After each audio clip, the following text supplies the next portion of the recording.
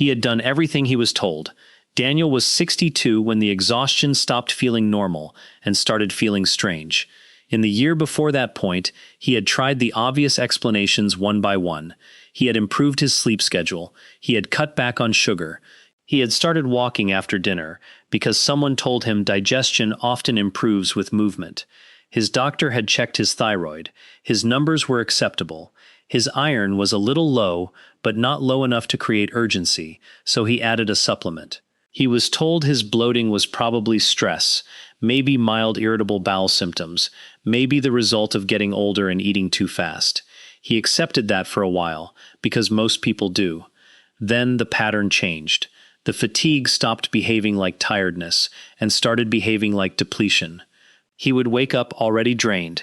His stomach would be calm for 4 or 5 days, then suddenly tight, loud, and uncomfortable for 2.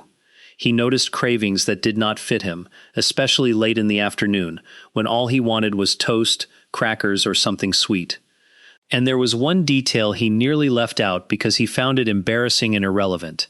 Some nights he felt a distinct itching that seemed worse after he got into bed. He assumed it was dry skin. He assumed a lot of things. What made his story important was not any single symptom. It was the way the symptoms lined up when you stopped looking at them separately. The tiredness, the cycling digestion, the cravings, the low-grade nutrient issues that never seemed dramatic enough to trigger deeper investigation, the nighttime itching. Each one on its own could be explained away. Together they formed a pattern, and once you begin to understand that pattern, the question changes from what can I take for each symptom to what is happening inside the gut that keeps creating the same signals over and over. That is what I want to talk about today. Because if you have ever wondered whether an intestinal parasite could be part of the picture, or if you have felt that something in your digestion has been off for months without a satisfying explanation, this matters. Not because every bloated stomach means parasites, not because every craving is a warning sign, but because the modern habit of dismissing the possibility too early can delay the right conversation for far too long. Before we go further, subscribe if this kind of explanation helps you. I say that for a practical reason. These conversations build on each other. The more clearly you understand the language of the gut, the easier it becomes to recognize when your body is asking for support instead of another quick label. Now let us begin with the biggest mistake people make. They assume intestinal parasites are somebody else's problem. They imagine remote travel, unsafe water far from home, dramatically obvious illness, or circumstances so extreme that the question would be impossible to miss. But that assumption is precisely why the subject gets overlooked. Parasites are not always dramatic. They are often quiet. They can create symptoms that are broad, indirect, and surprisingly ordinary at first. That ordinariness is what hides them. So I want to give you 5 signals to keep in your mind. Not because these 5 prove anything by themselves. They do not. But when several appear together, when they cycle, or when they continue, despite reasonable treatment of more common explanations, they deserve a closer look. The first signal is fatigue that does not respond to rest. I do not mean the understandable tiredness that follows a bad night, a stressful week, or a period of doing too much. I mean the kind that remains even when the basics have been addressed. Sleep is adequate, but not refreshing. The body feels heavy in the morning. Mental clarity comes and goes. Some people describe it as if their energy is being spent before they have a chance to use it. When fatigue behaves that way, especially alongside digestive symptoms, I pay attention to the gut. The second signal is digestive irregularity that seems to move in cycles. A few days of constipation, then a stretch of looser stools, then a period that feels almost normal, and then the whole thing returns. Many people spend months managing this with small diet adjustments, probiotics, more water, less dairy, less gluten, more walking, less coffee. Some of those changes may help temporarily, but if the pattern keeps reappearing on its own timetable, that rhythm itself becomes meaningful. The third signal is a shift in appetite, especially a sudden pull toward sugar or refined carbohydrates. That does not automatically mean anything sinister. Stress can do that. Poor sleep can do that. Blood sugar swings can do that. Habit can do that. But when cravings increase sharply in parallel with digestive disturbance and unusual fatigue, it is worth asking whether the gut environment itself has changed in a more fundamental way. The fourth signal is skin or immune reactivity that seems disconnected from the stomach at first glance. Itching without a clear rash, patches that come and go, hives that appear without a new product or food, breakouts that return after years of clear skin. The gut and the immune system are in constant communication. When the gut lining becomes irritated, inflamed, or disrupted, the skin sometimes becomes the messenger. And the fifth signal is the one many people never mention unless they are asked directly: nighttime itching around the anal area, especially when it repeats rather than appearing once and disappearing. There are several possible explanations for that symptom, but it is one that should not be ignored or dismissed as trivial if it keeps happening. Now, if you are listening to those 5 signals and quietly realizing that several sound familiar, the next important thing to understand is this: the testing gap is real.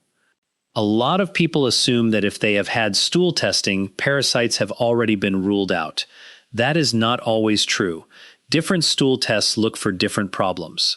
A routine stool culture can be useful for bacterial causes of illness, but it is not the same thing as a dedicated ova and parasite examination. According to the CDC, stool testing for parasitic disease may involve an ova and parasite test, and testing for Giardia may require specific stool testing as well. The CDC also notes that healthcare providers may ask for more than one stool sample because organisms are not always detected in a single sample on a single day. That matters. A negative result from the wrong test or from limited sampling can create false reassurance if the clinical suspicion remains. https:/www.cdc.gov/parasites.html https:/www.cdc.gov/Giardia. This is one reason people can spend a long time being treated for the downstream effects rather than the upstream cause. Fatigue gets treated as a sleep issue. Bloating gets treated as a food sensitivity. Low iron gets treated as an intake problem. Skin irritation gets treated as a skin problem. Each step is understandable. None of it is irrational. But if something in the gut keeps driving all of those outcomes at once, symptom-by-symptom care never fully closes the loop. That is the part I want you to picture clearly. Think of your gut not as a simple tube, but as an ecosystem. The lining of the intestine is where digestion, absorption, immunity, and microbial balance meet. It is a border zone. Nutrients have to be broken down, absorbed, and transferred into the body. The immune system has to distinguish between what belongs and what does not. Beneficial organisms have to live there in enough balance to help maintain order. When that environment is stable, the body tends to be resilient. When it is disrupted, the effects can appear far beyond the digestive tract. This is why intestinal parasites can be confusing. They do not always announce themselves with a single dramatic symptom. Some interfere with absorption, some irritate the lining, some alter motility, some contribute to inflammation, some simply remain long enough to disturb the normal rhythm of digestion. The result can be a pattern of depletion rather than an obvious crisis. And depletion is easy to underestimate, especially when it happens slowly. If the gut lining becomes irritated, nutrients may not be handled as efficiently as they should be. If digestive rhythm changes, bloating and stool changes can follow. If the immune system stays activated, even mildly, the body may feel run down. If the microbiome is disturbed, recovery becomes harder because the gut loses some of the internal support that normally protects it. This is also why some people feel confused when they try to fix the problem by focusing on only one symptom. They take iron, but still feel tired. They take magnesium, but still feel off. They improve sleep habits, but still wake exhausted. They remove foods, but the pattern keeps returning. When the ecosystem is the issue, single symptom solutions often feel disappointing because they are being asked to do a job they were never designed to do. Now let us talk about why some adults become more vulnerable to this kind of disruption over time. The first reason is stomach acid. Healthy stomach acid is one of the body's filters. It helps break down food, but it also helps limit what survives the journey into the intestine. When stomach acid is reduced, whether through age-related changes or the use of acid-lowering medication, the protective barrier becomes less effective. That does not mean the medicine is wrong or unnecessary. It means the overall context changes. The second reason is motility. The digestive tract is designed to move. Food is supposed to progress in an orderly way. When movement slows, the gut can become a more hospitable place for stagnation, fermentation, and imbalance. People often notice this as bloating, sluggishness, or alternating bowel patterns, but the deeper issue is that a slower system has a harder time clearing what should not linger. The third reason is resilience of the microbiome. The gut is not protected by the body alone. It is protected in part by the community of organisms that already live there. A more diverse, well-supported microbiome tends to resist invasion better than a depleted one. Repeated antibiotics, limited dietary variety, stress, illness, and aging can all weaken that internal ecology. Once that happens, the gut becomes easier to disrupt and slower to recover. And the fourth reason is immune surveillance. The immune system in the gut is active every day, constantly evaluating what has entered, what should pass through, and what should be contained. If that surveillance is less robust, the body may tolerate an unwanted guest longer before producing symptoms clear enough to force investigation. None of this means that everyone with bloating has parasites. It means that when the pattern is persistent, cyclical, and difficult to explain, it is unwise to dismiss the possibility too early. So what should you do if this sounds familiar? First, be specific when you speak with your clinician. Do not say only, "I feel off." Describe the pattern. Say that the fatigue is not improving with rest. Say that bowel habits alternate. Say that symptoms come in waves. Mention cravings if they changed abruptly. Mention skin irritation if it appears with the digestive symptoms. Mention nighttime itching if it is present. Ask whether a stool ova and parasite evaluation is appropriate, and if Giardia is a concern, ask whether specific stool testing for Giardia should be included. Those are reasonable questions. They are informed questions. They help direct the conversation toward the right tools rather than a vague sense that something is wrong. https://www.cdc.gov/parasiteswww.cdc.gov/giardia. HTML. Second, understand the limits of self-diagnosis. The internet has made one mistake very easy. People read a list of symptoms, recognize themselves in half of them, and conclude they have found the answer. Sometimes they are right. Often they are not. Bloating, fatigue, cravings, and skin issues can arise from many causes, so the goal is not to declare a diagnosis at home. The goal is to raise the right question and seek proper testing. Third, if an infection is confirmed, follow medical guidance for treatment. That part matters. Natural support can be helpful for the gut environment, for recovery, and for resilience, but it is not a replacement for appropriate treatment when a parasite has actually been identified. Now we come to the part many people care about most. If you are trying to support your gut naturally, either while you are waiting for answers or after treatment as part of rebuilding the intestinal environment, what actually helps? I want to be careful here, because this is where advice often becomes exaggerated. Natural support does not mean a dramatic cleanse. It does not mean starving yourself, taking a chaotic stack of supplements, or assuming every bitter herb is automatically beneficial. In many cases, a gentler strategy works better because it focuses on making the gut less chaotic, more resilient, and easier for the body to regulate. The first support is food-based antimicrobial pressure that is modest, regular, and realistic. Raw garlic is often discussed in this context. Many people use it traditionally because it contains compounds that appear hostile to certain unwanted organisms. If you tolerate garlic, using small, consistent amounts in food can be a reasonable part of a supportive approach. The key word there is supportive. It is not a substitute for diagnosis or prescription treatment when needed. The second support is pumpkin seeds. People hear that suggestion and often imagine a decorative spoonful on top of oatmeal. That is not what traditional use looks like. The reason pumpkin seeds keep appearing in these conversations is that they are easy to incorporate, rich in nutrients, and commonly used in folk practice for intestinal support. Whether you use them as a snack or blend them into meals, consistency matters more than drama. The third support is ginger. Ginger is underrated because it does several useful things at once. It can support motility, calm nausea, and fit easily into daily life as tea, fresh grated root, or a culinary ingredient. A gut that moves well is generally easier to manage than a gut that remains stagnant and inflamed. The fourth support is clove, used carefully and usually in culinary amounts unless a practitioner guides you otherwise.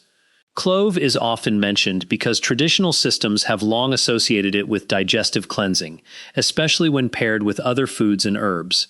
I would not build an entire protocol around it, but as part of a broader strategy, it has a place. The fifth support is fiber, and this is where many people miss the simplest answer because it sounds too ordinary. Soluble fiber from foods like oats, legumes, chia, ground flax, cooked vegetables, and fruit helps create structure in the gut. It feeds beneficial bacteria, it supports bowel regularity, it helps the body move waste out efficiently. If you are trying to rebuild intestinal stability, fiber is not optional, it is foundational.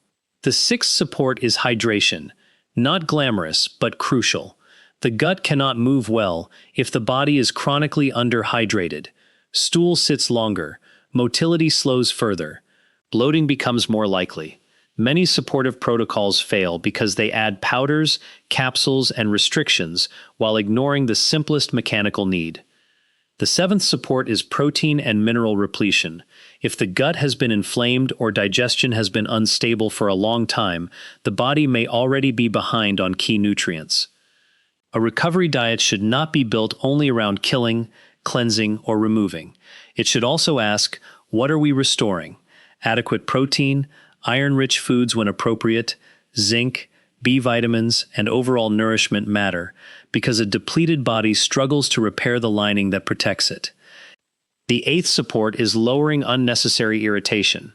That may mean reducing alcohol for a while, limiting ultra-processed foods, eating at more regular times, and noticing whether certain foods reliably worsen symptoms during a sensitive period.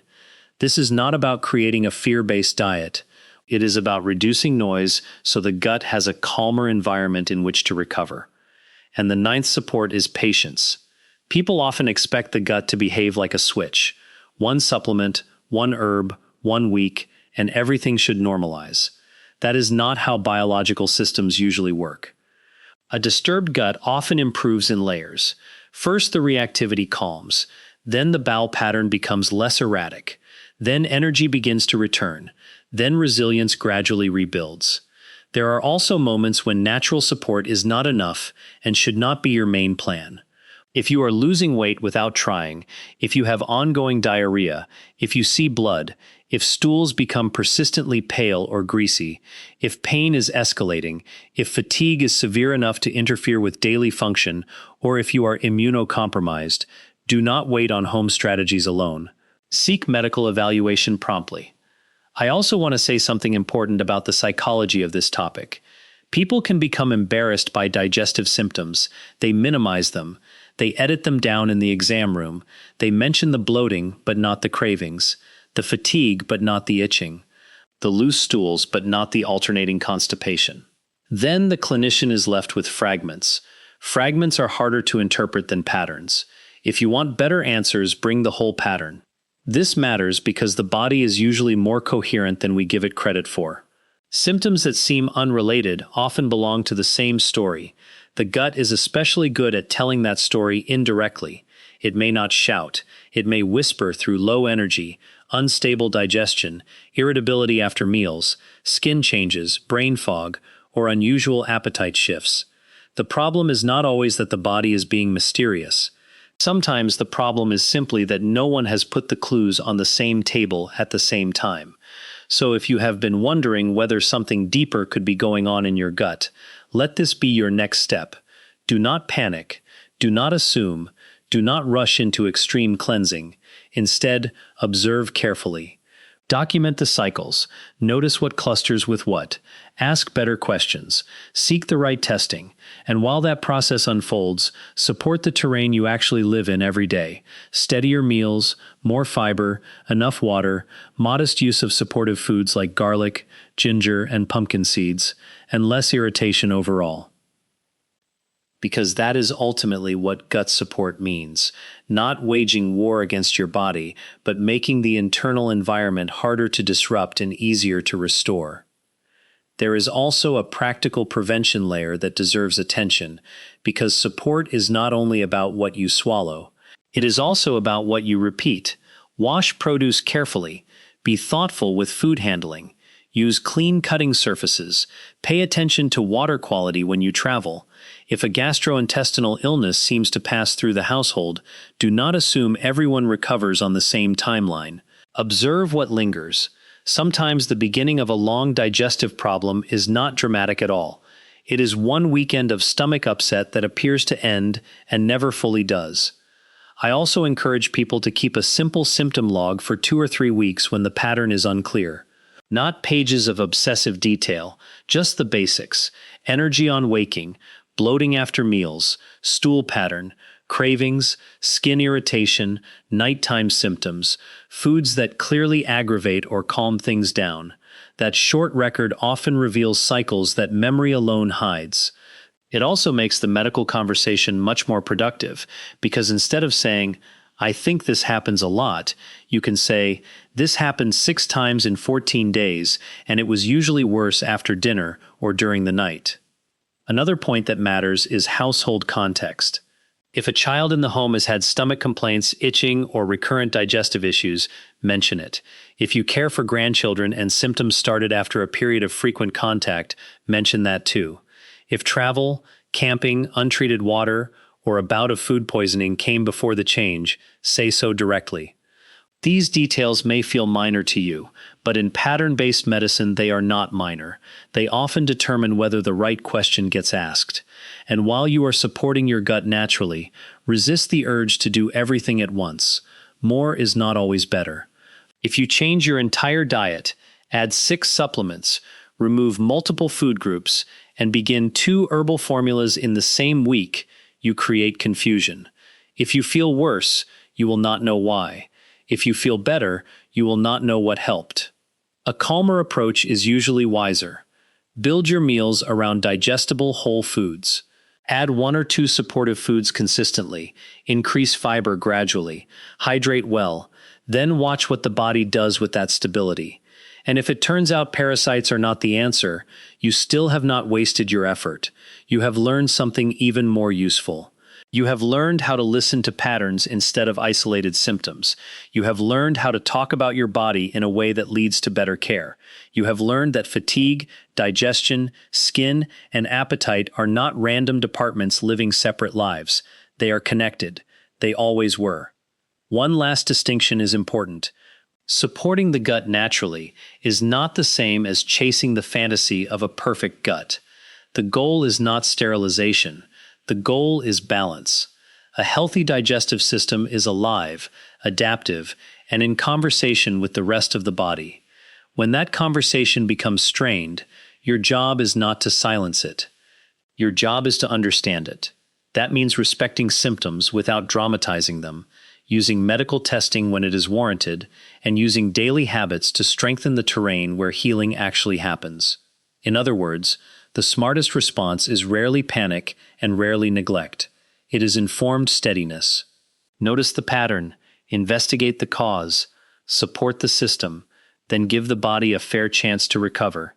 And if the answer turns out to be something else entirely, that process still leaves you stronger, because clarity is never wasted, and observation often shortens the road back to stability. That is the real lesson. The gut is not asking for panic. It is asking for attention. And attention, when it is calm, specific, and informed, changes outcomes. If this helped you think more clearly about the signs of intestinal imbalance and the difference between natural support and actual treatment, stay with this topic. The next conversation should be about rebuilding the gut after disruption, because removing a problem is only half the work. Recovery is the other half, and recovery is where many people either regain their strength or stay stuck in the same cycle under a different name. Take care of your gut and pay close attention to what your body has been trying to tell you.